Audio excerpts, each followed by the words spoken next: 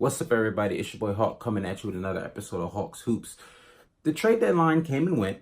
I didn't really talk about it much, but I wanted to touch on some of the more marquee trades that happened and maybe some of the trades that I feel went under the radar and weren't talked about much.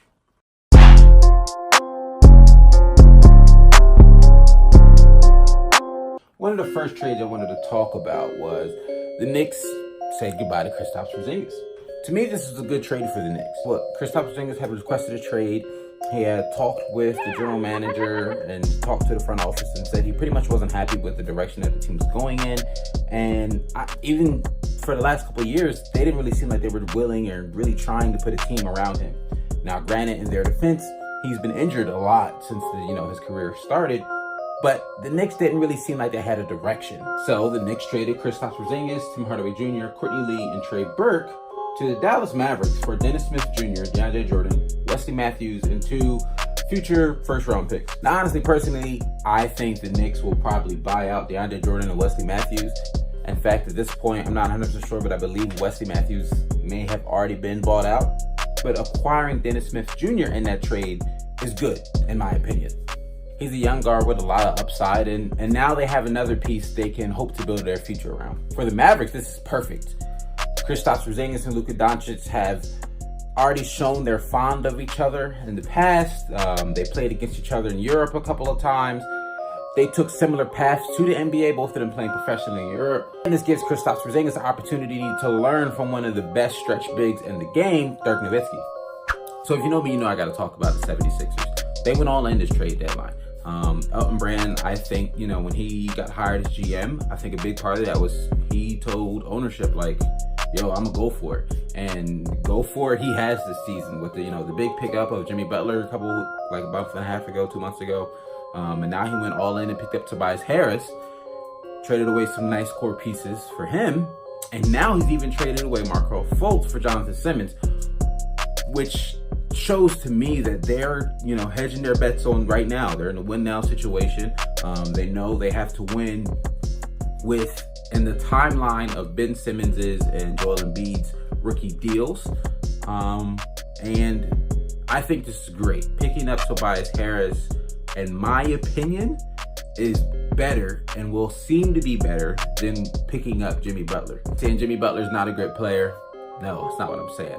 What I'm saying is Tobias Harris, in my opinion, fits the Sixers better. He just fits their style of play better. He can shoot better. In my opinion, he can create his own shot a little bit better. He's an unbelievably efficient player. He's shooting great this season. Now, does this make the 76ers a favorite to come out of the East? I don't really know, because the other teams that I'm about to talk about, they made some trades too, and they got better this trade deadline. So the Milwaukee Bucks pretty much traded, a sack of hay for Nikola Mirotic. They traded away Thon Maker and picked up Nikola Mirotic. This is great for them. They weren't playing Thon Maker at all, and Nikola Mirotic is a great stretch floor player. I want to say he's averaging about 17 a game right now, shooting great from the 3. He's having a career season. He's having his best shooting season yet. And he's just started getting hot around this time, which is great going in, that final stretch going into the playoffs. The Bucks have created the perfect system of, give Giannis the ball, give shooters around him, and everybody get out his way. And it's working for them. Unless some catastrophic injury happens to Giannis or one of their key players, the Bucks should keep the number 1 seed going through up into the playoffs. And in my opinion, they should easily win 60 games. It seems like all the big teams in the East decided and realized they needed to get better to try to keep up with each other. The Toronto Raptors traded Jonas Valanciunas and a couple of other pieces for Marc Gasol. And you may be thinking off the first thought, well, isn't Marc like 34? He's older, he's aging, he's not as good as he used to be. All of these are true. But in my opinion, an old version of Marc Gasol is still better than Jonas Valanciunas. And the great thing about what the Raptors have been doing all season is Marc won't necessarily have to start every game. He won't have to come off the bench every game.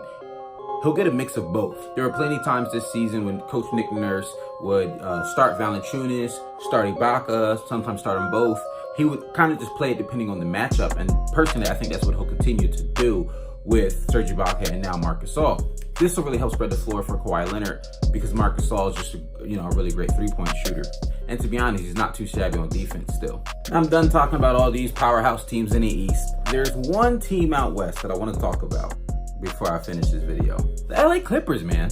Now, we already know the Clippers traded away Tobias Harris, but in return, they received Mike Muscala, Landry Shamet, and Wilson Chandler. I think I see why the Clippers did this. They realized that they slid from grace, from where they were starting out the season very hot. They spent a big chunk of the season as a top 3 team in the West, but now they see themselves in the 8th seed and barely holding on by a thread with the Lakers following. So I think the Clippers just realized, let's not get bumped out in the first round.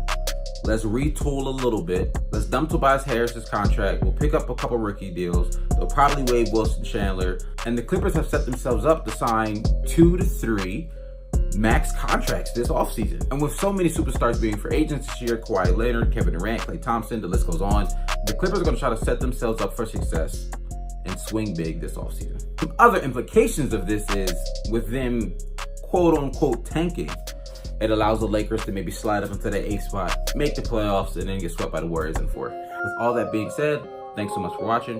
Feel free to give the video a thumbs up if you enjoyed it. Click the subscribe button if you want to see more, and I'll catch you guys in the next video. I'm out. Peace.